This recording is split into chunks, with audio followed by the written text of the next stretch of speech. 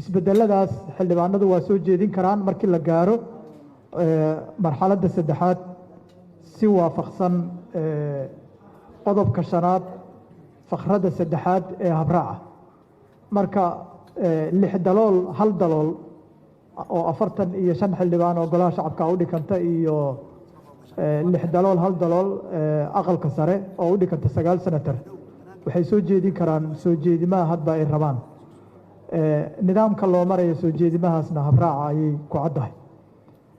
xildhibaan kooshin isagu waqtiga ayuu dhaliilay inuu yaraan karo arrinkaasna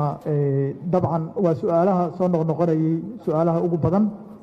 arrinka 10 daqiiqo inay yar tahayna waa ka hadaliyey arrinkaas marka shintiriska iyo waqtiga kooban la xiriira waxaan is leeyahay guddoonka iyo golaha si guud ayaa xal loogu heli karaa waqti mucayana oo inaan doodan ku soo dhameeyno aan ku khasbannahay ma jirto hadba sida ay nala gasho ayaa lagu soo gabagabeyn doonaa xildhibaan cabdirasaaq xusul wuxuu ka hadlay asagu maqaamka caasimadda muqdisho oo aan doodeedii la gaarin waxaan filayaa dooda maantay oo cutubka koowaad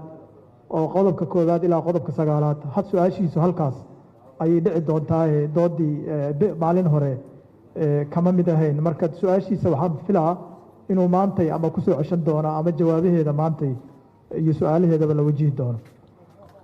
xildhibaan cabdiraxmaan cagoweyne isagu su'aal inama weydiin talooyin muhiim ah ayuu soo jeediyey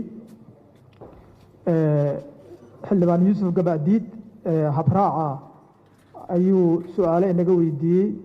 sida ay codayntu ay u dhici doonto iyo arrimaha mabaadi'da cutubka koowaad ku qoran oo qodobka 132 wax ka bedelkooda ayuu wax ka bedelkooda la xiriira ayuu wax inaga weydiiyey iyadana